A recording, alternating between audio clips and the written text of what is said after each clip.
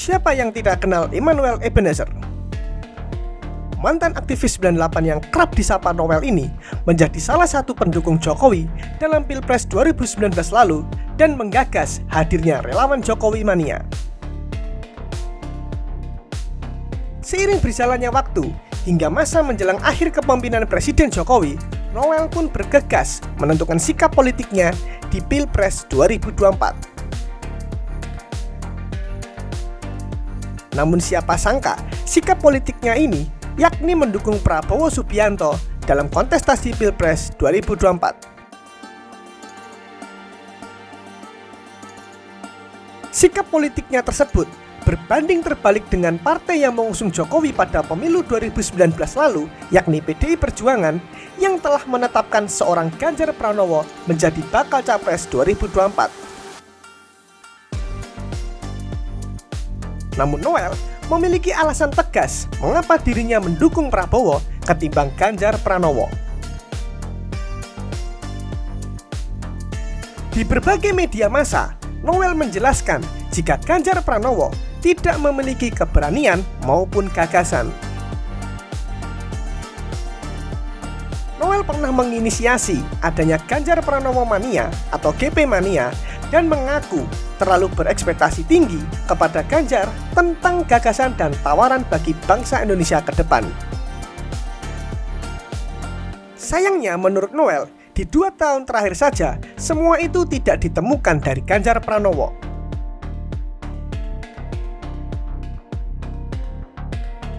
Kemudian, Noel menilai sosok Ganjar Pranowo tidak memiliki keberanian sedikitpun, termasuk dalam penyampaian-penyampaian yang disampaikan ke publik. Noel merasa Ganjar Pranowo tidak berhasil meyakinkan masyarakat.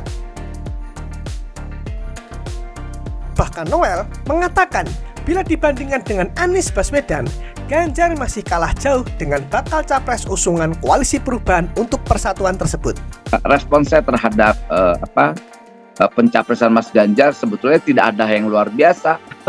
Nggak ada yang luar biasa, apalagi kita lihat sosok Mas Ganjar yang saya tidak akan lari dari sikap saya ketika keluar dari Mas Ganjar.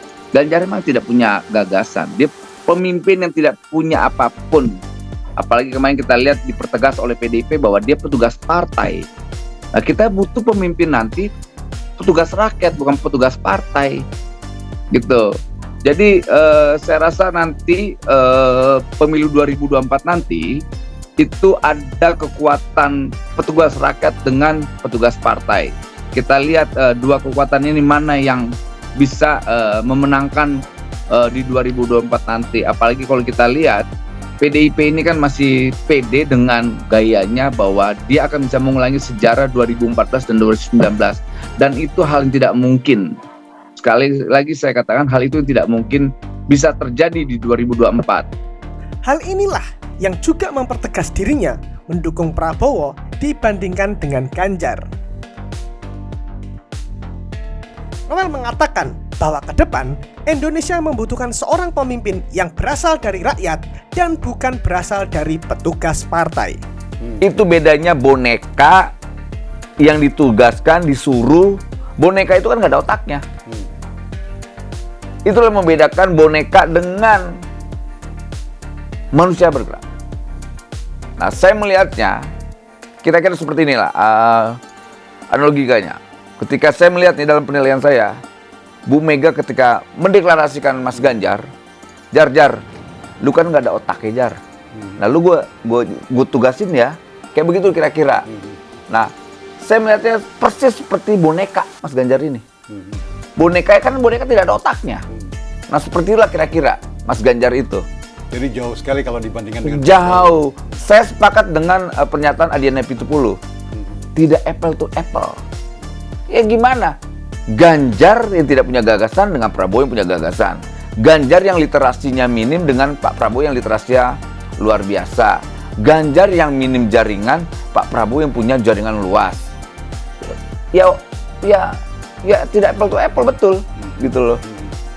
Jadi memang tidak pantas Pak Prabowo disandingkan atau bertanding dengan Ganjar. Pak Prabowo layak bertanding dengan orang yang punya gagasan, bukan orang-orang atau calon pemimpin hasil dari konten-konten yang kita lihat selama ini ya. Tuh, karena kan Ganjar itu besar bukan karena prestasi.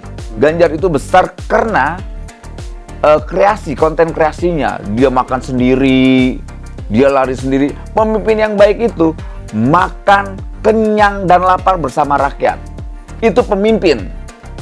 Bukan kayak Ganjar. Makan sendiri, ambil gambar, di-shoot, di-framingin, kemudian lari sendiri. Pemimpin yang baik itu sehat dan sakit bersama rakyat. Ganjar kan sendiri. Ya. Sendiri dan timnya, tim kreasinya. Dan itu sering kita lihat, ini bukan pemimpin. Pemimpin itu harus kenyang dan lapar bersama rakyat. Pemimpin itu sehat dan sakit harus bersama rakyat. Itulah pemimpin yang ideologis, pemimpin yang berpihak kepada rakyat. Jadi wajar saya sampaikan bahwa Ganjar itu tidak jauh seperti boneka yang nggak ada otaknya.